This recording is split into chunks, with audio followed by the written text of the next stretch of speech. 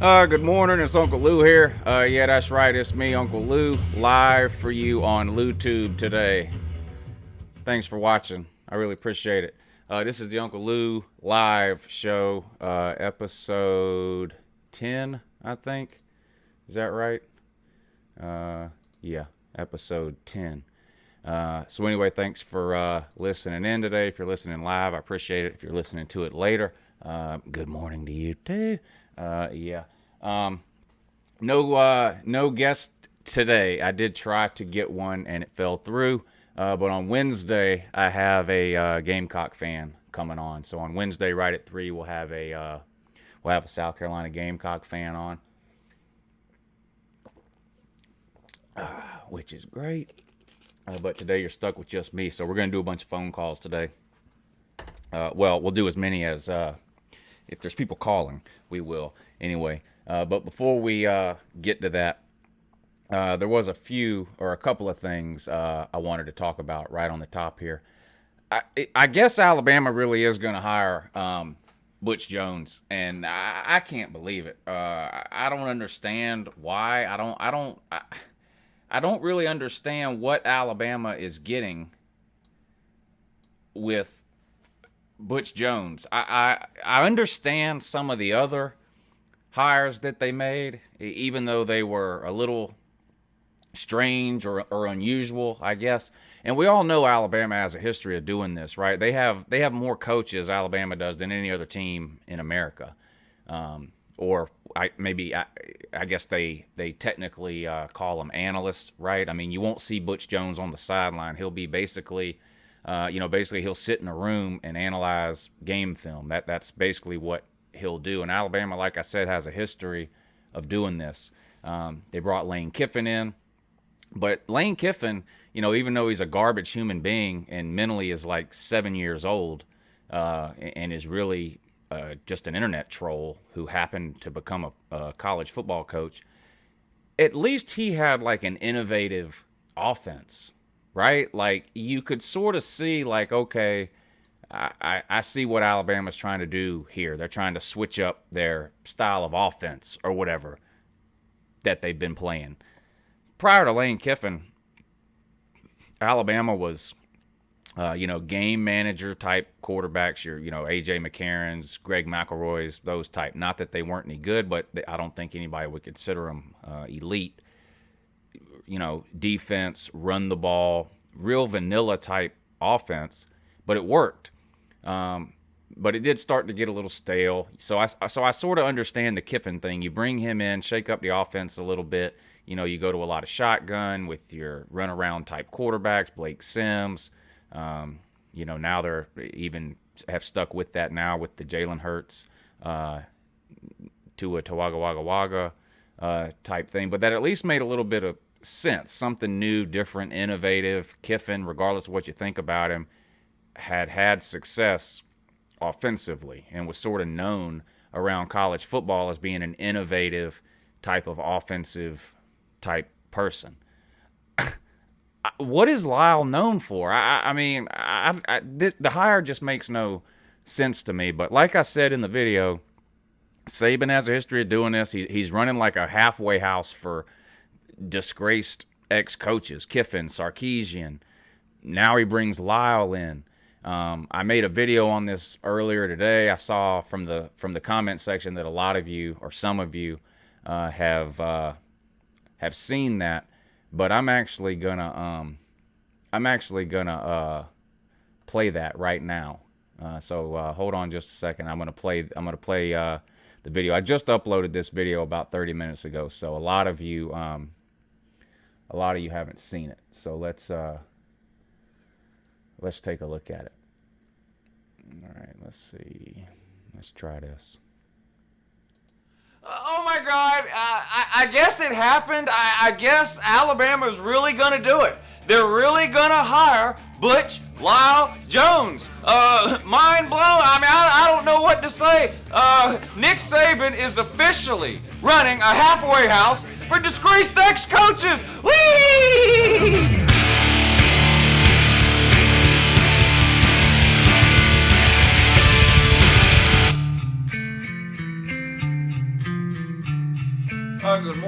Uncle Lou here.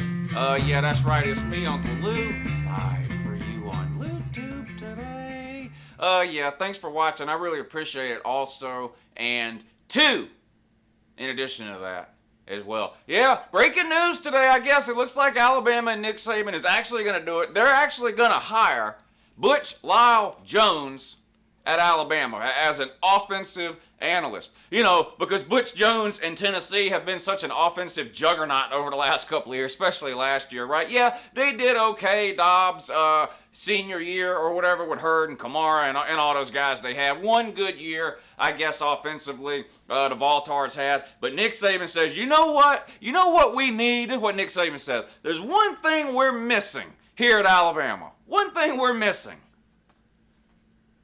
A life championship. So they're going high. They're actually going to do it. Now listen, this isn't the first time Nick Saban and Alabama have done something like this, right? Like I said in the beginning, it's official now. Nick Saban is officially running a halfway house for disgraced ex-college football coaches, right? They bring Lane Kiffin in. Okay, that makes a little bit of sense. I mean, yeah, he got fired and left on the tarmac as head coach of Southern Cal. They wouldn't even fly the guy back to L.A. after a road game. They fired him right on the spot on a tarmac out of town, right? Disgraced ex-coach, the guy's a lunatic, doesn't know how to act. He's got the mental maturity of about an 8-year-old. Nick Saban brings him in. Okay, made a little bit of sense. Alabama's offense had gotten a little bit stagnant. Not bad. And that's not a knock on Alabama. This is what Saban was thinking, I'm sure, is why he brought you bring Lane Kiffin in. Okay, sort of an offensive genius, runs a totally different style of football than what Alabama and Nick Saban had been used to running for years and years and years. So you bring Kiffin in. Okay, I guess I get that. You bring Sarkisian in after he runs into trouble.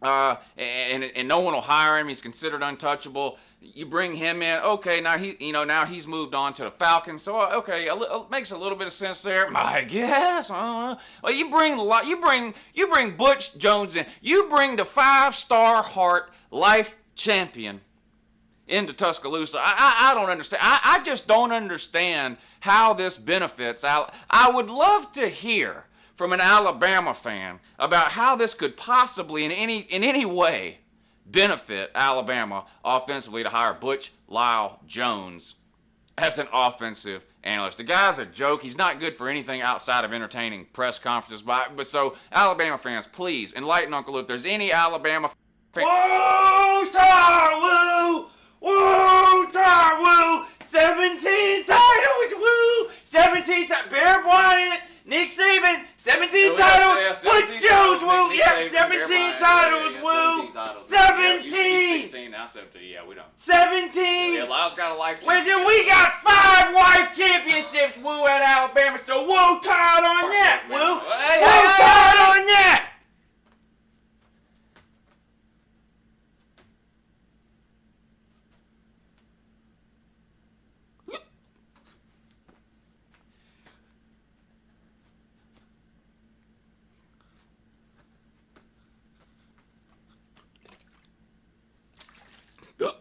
Whoa, Todd!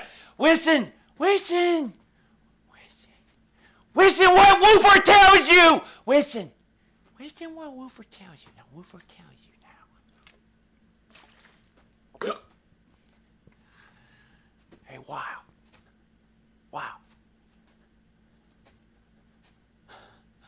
Welcome to Titletown, wow. Whoa, Todd, we got 17 titles, Bill Bryant, Nick Saban, and Butch Wild Jones. Now, whoa, Todd on that, woo.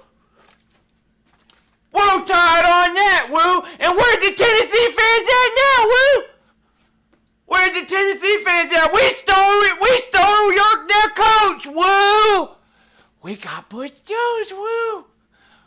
We got Butch Jones, woo. We got wild. Watch your mouth now. Watch your mouth now. You just watch your mouth now.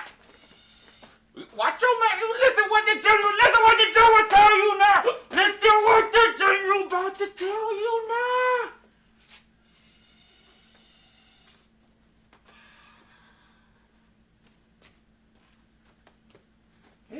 Just listen what the general tell you now. Alabama ain't gonna never win another damn title with Butch. We still got 17 titles, Will. 17 titles, Will. Another damn title with Butch. Now, tell you, listen what the general tell you now. Listen to what the general tell you now.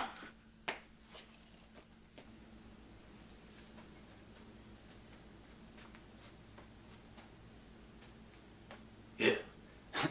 Yeah. So, yeah. Go Gators. Yeah. Alabama and Tennessee, both screwed. You know why? Dan Mullet. Why can't we be friends? Why can't we be friends? Why can't we be friends? Why can't we be friends? I've seen you around for a long, long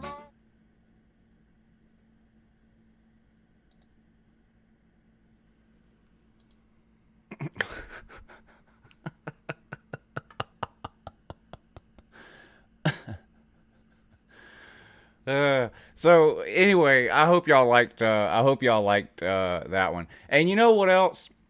I don't ever ask y'all to share the videos and all that kind of stuff. It takes a long time to do a video like that. So if y'all could share that video, I don't. It doesn't have to be now. After you're done watching this, if you could share that video somewhere, whether you tweet it out or post it on your Facebook page or whatever, if you guys could share that one, I would appreciate it. Again, I would never ask y'all to do that. But videos like that take a long time to do. And so the more people that can watch it, the more likely I am to do more videos like that in the future. In the comments section, the Oklahoma State football guy, I'm not sure if you saw my message I typed to you or not. Email me. My email is in the description of all my videos. Email me. I don't personally know very many Oklahoma State fans, and I would like to have somebody from Oklahoma State on to talk about Oklahoma State football and next season. So maybe that can be you. If not, maybe you know somebody that would be willing to come on and talk Oklahoma State football. I've had an Oklahoma guy on. I'd like to have Oklahoma State. I'm trying to get as many teams as I can. I tried to get a Michigan guy to come on today. I don't know. They were scared. I don't know what the deal was. They didn't want to come on. They kept saying, get this guy. And then I would get, then I found that guy and they're like, oh no, this is who you need. And I just got tired of it. I figured ain't no Michigan fans know enough about football to come on. That's the only thing I could figure. I don't know if I'm wrong. If you're a Michigan fan and you want to come on, get in touch. If you're a fan of any team that we haven't covered over the last couple of weeks, I want to get as many people on from as many different fan bases as I can. People are asking, is it a done deal, Lyle to Bama? Over the weekend, there were some pictures of him in an Alabama team store, and then this morning there was a whole bunch of articles from a whole bunch of places saying that it's all but a done deal. So I would expect an announcement anytime now on that, but it seems to me like it's really gonna happen. Okay, NFL Combine. I didn't watch a whole lot of the NFL Combine this weekend, but I read a lot of articles on it. Sort of some highlight type things. And I'm not going to go through the entire Combine. This isn't really an NFL channel. I do like to cover the Combine a little bit because as college fans, we all like to see our favorite college players do well in the NFL. And that all starts for a lot of these guys at the NFL Combine. Particularly, what I wanted to talk about was the running backs. And I've been catching a lot of heat from Georgia fans really since about the middle of the season. I thought Saquon Barkley was the best running back prospect in America. And I started telling people that 2 or 3 weeks into this season. And I got laughed at by a lot of people, particularly Georgia fans and others too. But particularly Georgia fans, Nick Chubb is better, Sony Michel is better, Saquon Barkley wouldn't do anything if he was in the SEC, and of course, and then they would post stats from some game where Saquon Barkley only had 70 yards rushing or something like that. But none of that was my point to start with about Saquon Barkley. The guy can do it all. I mean, now, whenever somebody wanted to argue with me about Saquon Barkley, it was always rushing yards. They would never post his receiving yards. They would never post his return yard. This guy was leading America in all-purpose yards for the majority of the season. He can do it all. He's too small. He's not fast enough. He's this. And I even said this. Y'all heard me say this a bunch of times, I'm sure, on video this year. I had to question whether a lot of people that were arguing with me had ever even watched Penn State play a football game. I really had to question it with some of the things they were saying. And if you saw what Saquon Barkley did at the Combine, I mean, he tied first place on the bench press, tied with Nick Chubb, 27 reps, I think it was, or was it 29? In any case, way more than the next closest guy, other than Chubb. Him and Chubb tied. The 40 time of 4.4 flat, I think, is what his 40 time was, 4.40. That's blazing fast, faster than Nick Chubb, faster than Sony Michel. He's not small. What did he weigh in at, 230 pounds?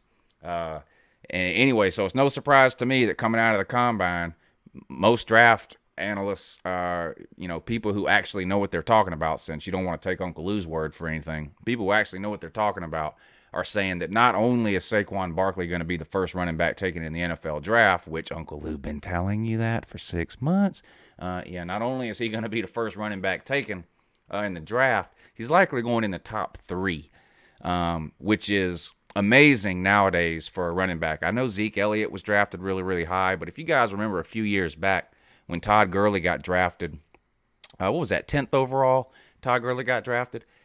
When Todd Gurley got drafted number 10 overall, there hadn't been a running back taken in the first round at all in like 2 or 3 years. So anytime a running back gets drafted in the first round, it's a big deal. And if a running back gets drafted top 10, then that's as close to a sure thing as you're going to see, because NFL teams do not like to take chances on NFL running backs because their shelf life is so short. Probably the shortest of any position in the NFL. I mean, after 5 or 6 years, you only have so much tread on those tires as a running back, period. There's only so many carries in those set of legs. I don't care how in shape you are, you diet, you do all this stuff right, whatever. It doesn't matter. There's only so many miles on those tires. And so for NFL teams to risk a first-round pick, especially a top 10 pick, or Zeke Elliott went in the top 5, and now Saquon Barkley looks like it's going in the top 5, then you know these guys are legit. So anyway, you guys can let me know either in the comment section or when we open up the phone lines if you guys want to talk Combine. And I'll be happy to talk about any other players you want to talk about too. I just wanted to get that off my chest about Saquon Barkley. Now, look, I love Sony Michel and Nick Chubb.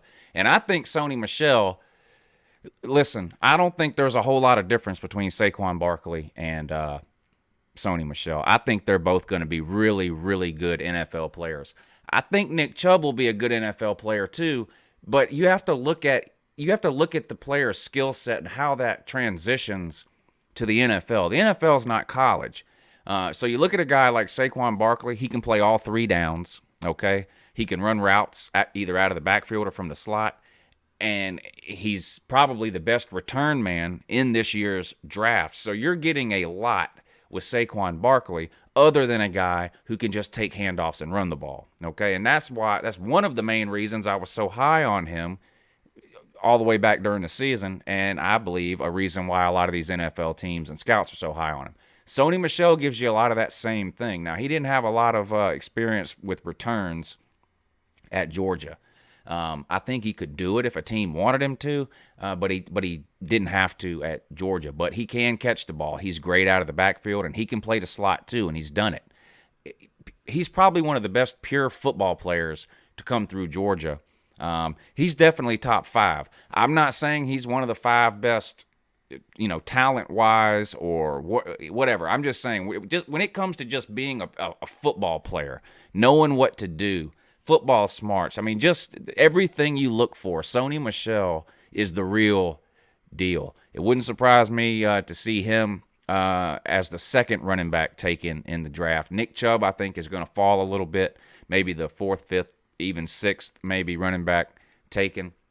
I think Nick Chubb is just as good at running the ball as any of those running backs that are going to get drafted ahead of him. I just don't think Nick Chubb is a 3-down back in the NFL. I think he's, he's a running down back. He's a 1st and 2nd down back in the NFL, I think.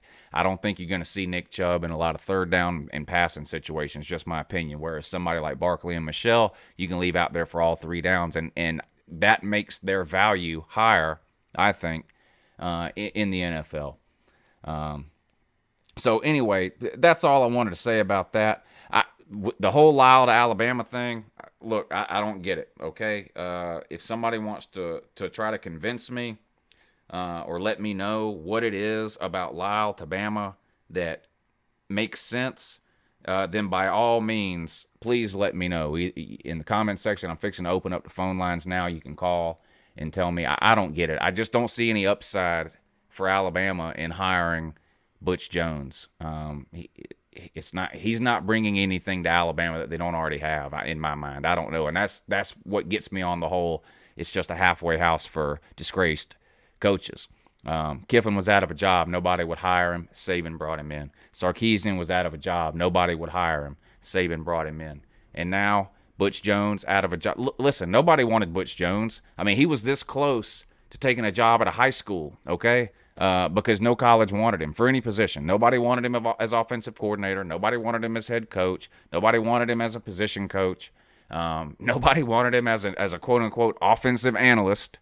And so, here comes Nick Saban on his white horse. There's another out-of-work coach that can't get a job. Nick Saban better come in and hire him, stick him in a room somewhere. Now, I will say this. If for some reason Alabama would let Butch Jones do press conferences, I'd be on board with that in a heartbeat, because I've been saying this since the day they let this clown go, Butch Jones. There is absolutely nothing on planet Earth like a Butch Lyle Jones press conference. I mean, you never know what's going to come out of this guy's mouth, ever. You never know. But it's entertaining every single time. It's like going to see a stand-up comedian. I mean, it's just, the guy's a barrel of laughs. He's got foot and mouth disease, something serious. But wouldn't that be something? I mean, polar opposites. Nick Saban, he hates the media, hates doing those press conferences. All he does is get up there and talk about rat poison and then yell at the media for asking dumb questions. Butch Jones is like a performer when he gets up there. I mean, that's where all these quotes we love about Butch Jones, or love to make fun of, have come from, right? His press conferences, 5-star hearts, life champions, NASCAR champions when they beat Virginia Tech on a racetrack in week 2, right? And proclaimed themselves life champions, or whatever it was they did. Anyway, that's just what's on my mind today. What's on y'all's mind? Let me know, and we can talk about it. Let me see. Let's see if we can get the phone lines here and get some phone calls in. Give me just a second here. Go ahead and call now, 706-510-6817. If you want to be on the Uncle Lou Show, we'll try to get in as many calls as we can here. The Trolls are still winning. The Trolls are still undefeated. That hasn't changed. I don't expect that to ever change. So hopefully we'll get a phone call or two for some of these world-class trolls that love to live in the Uncle Lou comment section. I'm not sure how many of them are old enough to have cell phones, or how many of them have the wherewithal to be able to use one. But if any of them do, then they're free to go ahead and call in, and we'll see what they have to say. We can talk Combine. We can talk Butch Jones. I mean, we can talk whatever you want. Give Uncle Lou a call and let me know. All right, let's go ahead and take the first call and see who we have on the line here. Good morning. You're on with Uncle Lou. Oh, Uncle Lou. Hey, good morning. Oh, what do you think about Vandy playing Georgia in the first round in the SEC tournament? Vandy against Georgia in the SEC tournament? Georgia should win that game. Georgia's a more talented team than Vanderbilt this year. Vanderbilt's one of the worst teams in the SEC. Now, Vanderbilt beat us earlier in the season. a couple of weeks ago, and that's sad, pathetic, and embarrassing. And I don't expect that to happen again. As bad as we've played, and as bad as Mark Fox is, talent alone should be enough to beat Vanderbilt in the first round of the NCAA tournament. I don't understand the Butch hire either, to be honest. It doesn't make a lot of sense because no one wanted him, and it just. I completely agree. Mind-boggling. I completely agree. I think Saban just feels sorry for out-of-work coaches. I mean, that's really the only explanation anybody can come to at this point. I guess. Yeah.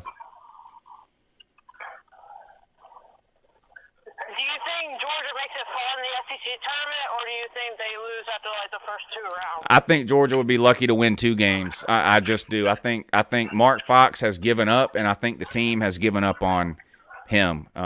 When he didn't call any timeouts in the last minute of that Texas A&M game, I knew right then he was done. And then in the Tennessee game, we had players walking off the court and walking off the thing before the game was even over. I mean, honestly, the quicker Georgia can get eliminated, the better off we are in the long run. We need to fire Mark Fox and get this coaching search underway. I don't know what McGarity is waiting on. Maybe he's waiting on us to get eliminated from the SEC tournament. I don't know. Maybe he's praying we make some kind of run in the SEC tournament and win it. That's the only way Georgia would get into the NCAA tournament at this time, right now, would be to win the SEC tournament. Now, obviously, that's not happening. But that's the only logical explanation I can think of for McGarity not already having fired this clown. Yeah, that would be the only way Vandy would make the tournament as well as if we just made a run in the SEC, which we can due to the fact that we have good three-point shooting, but we have no one in the middle. Yeah, I mean, the top 6 or 7 teams out of the SEC are going to get into the tournament no matter what happens in the SEC tournament. But if you're in the bottom 6 or 7 of the SEC, you've got to win this thing if you want any chance. And I don't see it. I mean, Auburn, Tennessee, and Kentucky are just too good in my opinion. And you can even throw Florida in there too. I know Georgia beat Florida a couple of times, but Florida's been playing pretty good the last couple of weeks. It's going to be one of those 4 teams that wins it. My money would be on Auburn at this point. It's hard to go against it.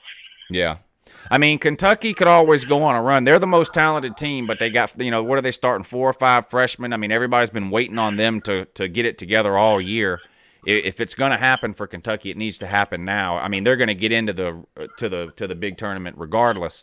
But if they're going to come together and start playing like a dominating team, like some people thought they would, then they need to start doing that now. I would say either Kentucky or Auburn wins the SEC tournament would be my picks. It won't be Tennessee. I mean, let's just be real. I mean, Tennessee struggled to beat Georgia and Vandy twice. Yeah, that's what I'm saying. We beat Tennessee at home.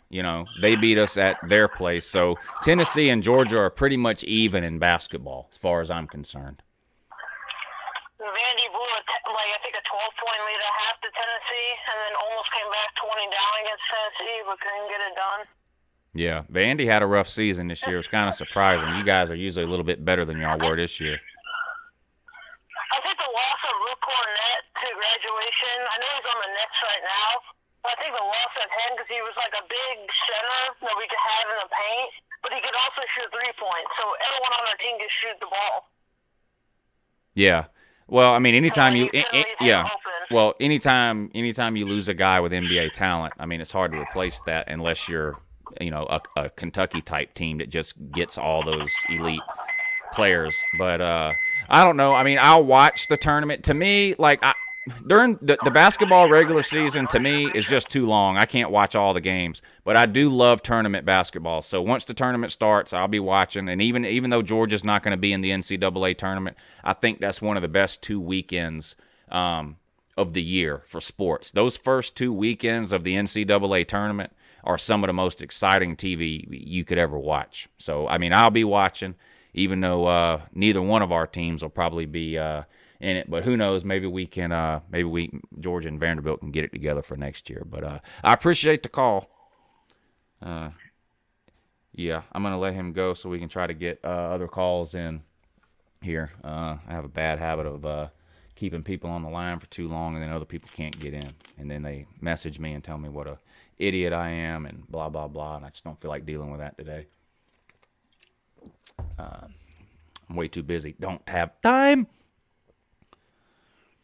Good morning. You're on with Uncle Lou. Good morning. Hey, good morning. The Vol-Stars are going to be going 39-0 for the next month. 39-0. Yeah, they will. They'll be chirping that anyway. Well, if you're talking about football, this is Tennessee's time. I mean, Tennessee hasn't lost a football game in the offseason. I mean, I can't remember the last time Tennessee lost a game in the offseason. And they love to remind you of that. And, of course, they're going 15-0, 40-0. They're not losing a game for the next 8 years. Jeremy Pruitt is the new General Nealon, blah, blah, blah. We know, right? Yeah. You're talking about football. Well, I'm a Georgia fan, so I'm really excited about our future. The future's bright for Georgia if you're a Georgia fan, you look at the recruiting classes, you look at what we have coming back. I mean, all the opposing fan bases like to point out everything that Georgia's losing, and I agree. We're not replacing Nick Chubb and Sony Michel on offense, and we're not replacing Roquan Smith on defense. So I'll agree there. But anybody that thinks Georgia's going to struggle in the running game just hasn't been paying attention. Our passing game, I think, will be much better than it was last year, and our running game will probably take a step back. But overall, I think our offense will actually put up better numbers next year than we did this past year. Now, on defense, I don't feel quite as confident. We were pretty much a top 5 defense across the board last year. I don't see us repeating that this year, but I still think we'll be top 10 or top 15. I don't think we're going to fall off the cliff on defense. Yeah. Well, one player I'm looking forward to next year is Jerome Holloman. Yeah, Jeremiah Holloman, yeah. I think he'll have a big year this year. Yeah, Jeremiah Holloman, big, tall, fast wide receiver, good hands, runs good routes. I was actually surprised we didn't see him play any last year. I think he played a little bit on special teams and maybe a couple of snaps in garbage time. But I remember watching him at the spring game last year and thinking, wow, he might be the best wide receiver on the team. Now, we ended up getting good seasons out of Javon Wims. Ridley stepped up towards the end of the season, and, of course, McCole Hardman and Godwin played really, really well. But I agree with you 100%. Holloman, Matt Landers is another guy to watch. This guy's 6'6". So I'm excited about the wide. I definitely think we have the best group of wide receivers at Georgia right now than we've had in probably since at least like 6 years. at least. Even Kyrus Jackson, the freshman that we're bringing in next year, we're bringing in a couple more studs at the wide receiver position if they stay committed. We'll see. But this is the most excited I've been about Georgia's wide receiver group in a long, long time. Yeah, it's very talented. I expect us to use the tight ends a lot more this year, too. I'm How do you hoping feel so. about that? I'm hoping so, too. I complained about that a lot during the season, and a lot of people did. You know, what happened to Isaac Nauta? You know, what happened to Blazevich? Where's Charlie Warner? These guys just disappeared. And, you know, unfortunately, what happened, or what happened a lot of times, is they didn't even go out they didn't even run routes on pass plays a lot of times. We ended up having to leave them on the line of scrimmage to help with pass protection because the offensive line just wasn't up to where we needed it to be. And I think some of it had to do with Jake Fromm, and people always get mad whenever I say anything negative about Jake Fromm, but this is just my opinion. I think Jake Fromm was a little hesitant, or maybe was told, or the coaches didn't trust his ability to throw the ball over the middle, particularly in the first 7 or 8 games of the year. And that's typically where your tight ends do the most damage, is over the middle. Now, towards the end of the year, Fromm opened up a little bit, and we saw some deep crossing routes over the middle to wide receivers and things like that. And for that reason, and improved offensive line play, I think you're right. We will see more tight end catches next year than we saw this year. I think Nauta had 5 or 6 catches all year. There were several games as a freshman where he had 5 or 6. So severe drop-off at tight end last year. I think part of it was game plan, and I think part of it was freshman quarterback, and the coaches didn't want him taking chances over the middle. Neither of those two things will be an issue in 2018. let you go. I don't want to take up too much more of your time. Okay, well, I really I'll be appreciate your call. Have a good one. Go Dogs. Yeah, Georgia fan calling in there. Always nice to hear from a Georgia fan. I'm so used to being on the defensive every time I answer the phone, having to either argue with somebody about football or having to deal with a troll. So, yeah.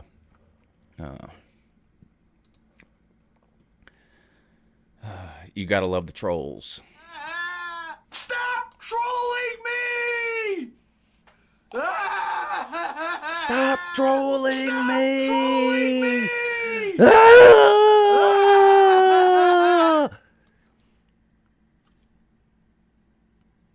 Good morning. You're on with Uncle Lou. Hey, Uncle Lou. I have a question, Okay. I've been, listening to, just, dog pages and reading about it. I know we lost Chubb and Michelle for running back. But I feel Right. like a lot of people have been, underestimating, I guess would be the right word for Swift. Even though he did so much his freshman year, he was a good runner. He was a good catching it out of the backfield, I just want to know what your thoughts were on it. I'm really, really high on DeAndre Swift, and I'm not the only one. You're not the only one either. If you look at the 2018 Heisman odds, he's in the top 10 for Heisman odds for 2018. Now, I don't think he will win the Heisman. I'll go ahead and say that right now before these other fan bases want to jump on me. I don't think he's going to win the Heisman because we just rotate running backs in too much. I think it's possible that DeAndre Swift has a better season this year than either Chubb or Michelle had last year. Not necessarily because he's better than Chubb or Michelle. Last year, Chubb and Michelle were 1A and 1B. You had to get both of them in the game. They had to each touch the ball 10, 12, 14 times a game.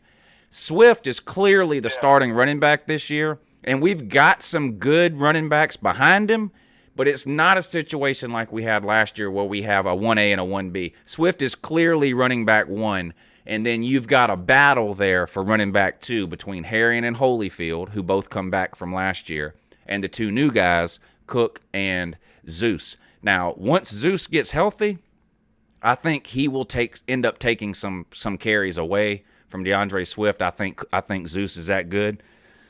But until he's healthy, Swift is going to be the main guy at running back. And he reminds me sort of Barry Sanders. I'm not saying he's as good as Barry Sanders, but he's got all those same types of video game moves, right? The spin move, the jump cut, the juke, jumping over people. I mean, the kid can do it all. He's very, very – he's one of those guys that every time he touches the ball, you almost hold your breath, almost like a Miko Hardman type of player. He's just so electric with the ball in his hands. So I think he has potential to put up 1,400 rushing yards this year.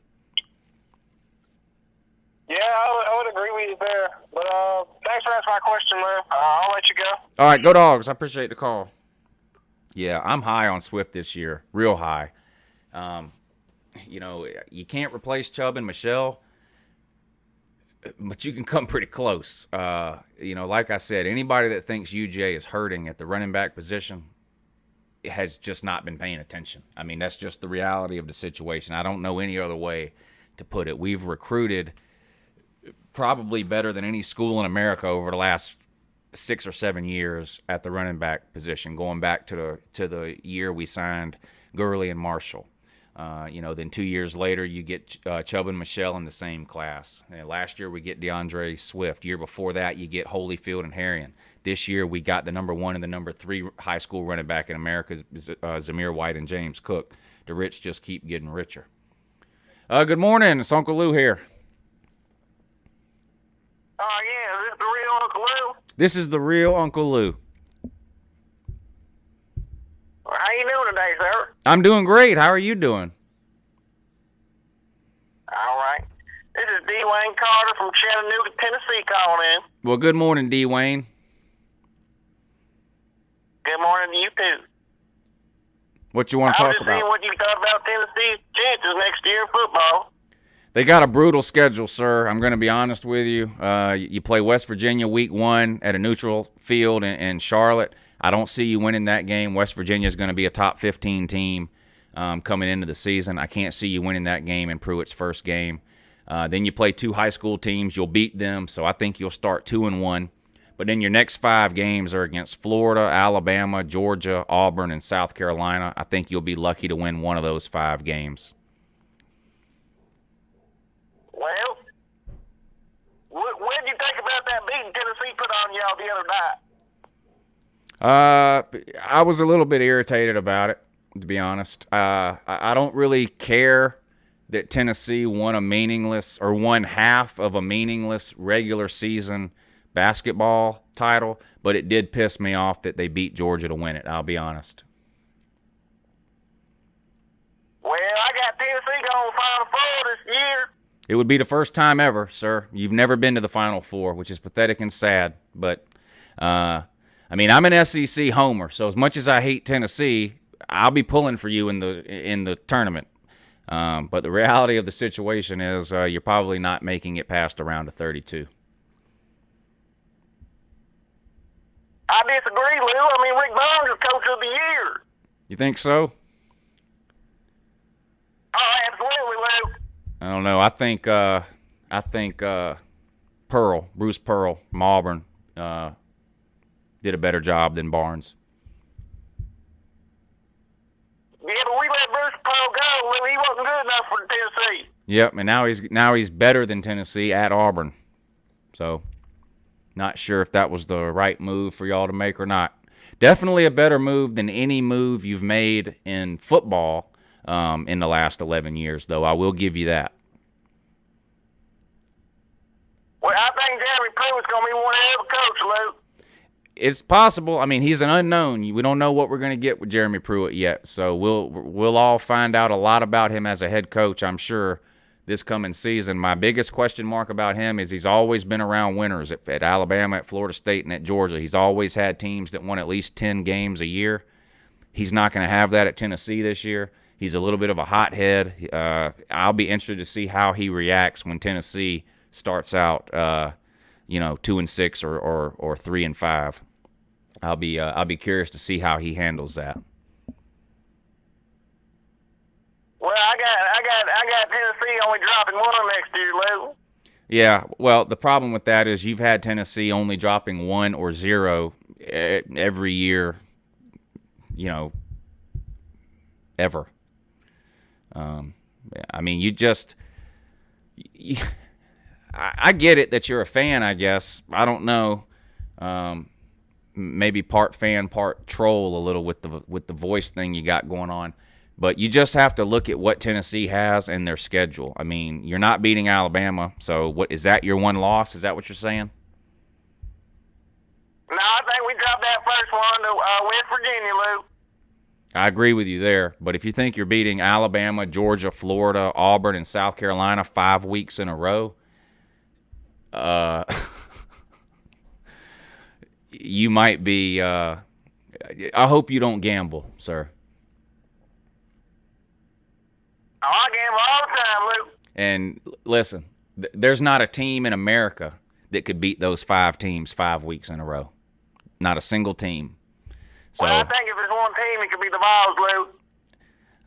there's a better chance of you going 0-5 against those teams than there is of you going 5-0. I promise you. Well, I just think they're going to win out after that. I think they're going to drop one over to West Virginia, Lou, and then they're going to win out. Listen, it's the off season, and you know what that means. The glass is always half full. So good luck, and I look forward to hearing from you during the off season, and especially once the season starts. But thanks for the call, and have a great morning. That was probably the most optimistic Tennessee Vol fan I have encountered yet this offseason, and they're all optimistic. They all think they're going to have a good year. I've yet to meet one other than this guy just now. That this guy says they're beating Alabama.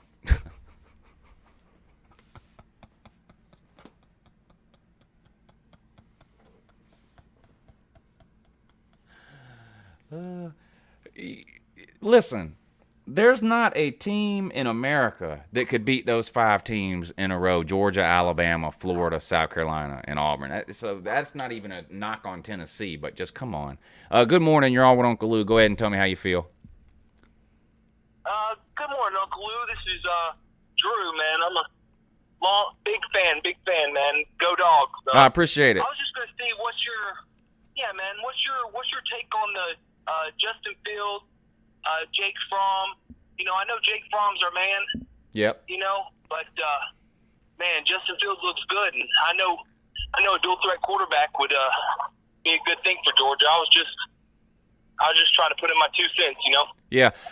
Listen, a lot of Georgia fans have been begging for a dual threat quarterback at UGA for a long, long time. That they love to talk about DJ Shockley and Quincy Carter and how we didn't win the SEC forever and ever and ever without a dual threat quarterback. Well, Jake Fromm goes out last year and wins the SEC as a true freshman. We signed Justin Fields. I think it's going to be.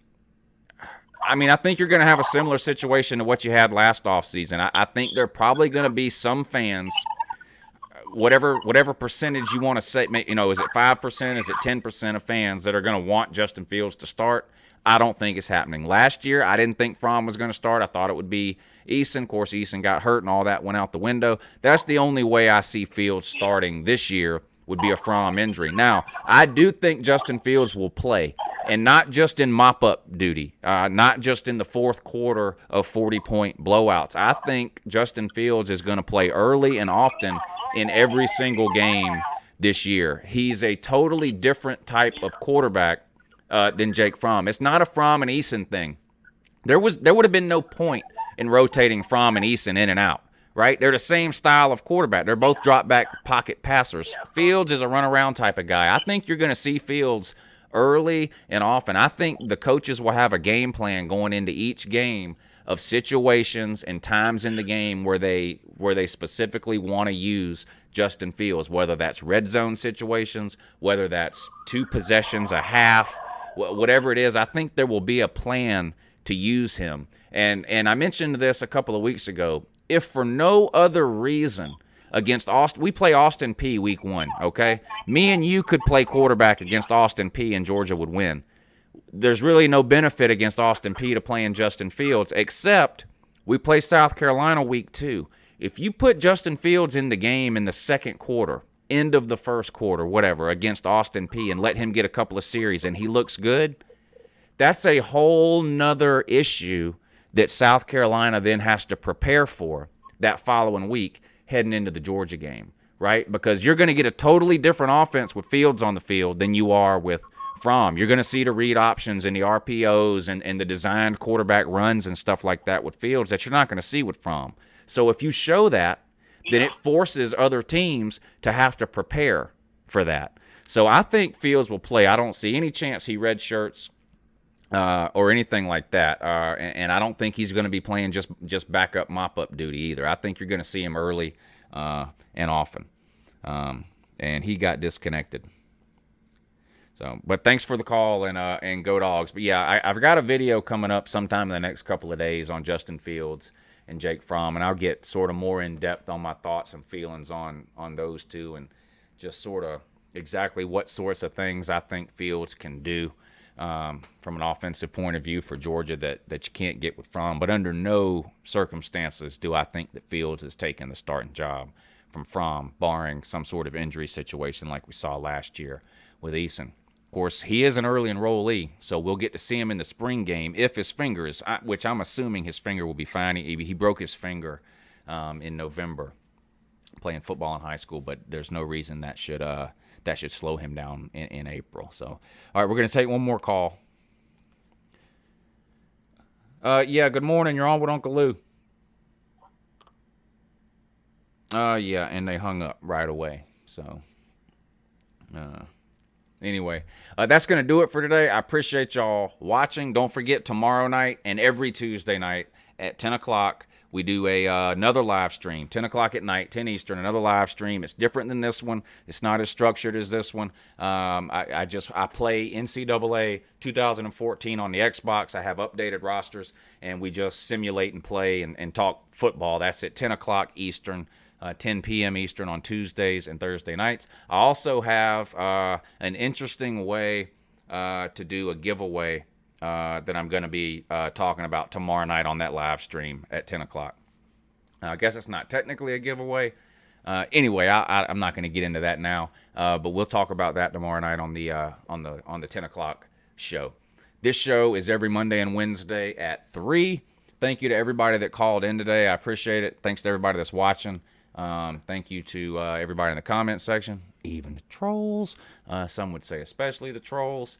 After reading through today's comments, I can comfortably say, without any doubt or hesitation, that trolls are still undefeated. Trolls are still winning. I look for that to remain the case from now to the end of time. So thanks for watching. This show every Monday and Wednesday at 3. A less structured show every Tuesday and Thursday night at 10 Eastern. And pointless, barely watchable videos spread throughout the week on all the other days. Thanks for watching. I will see y'all next time. And please, please have a good morning.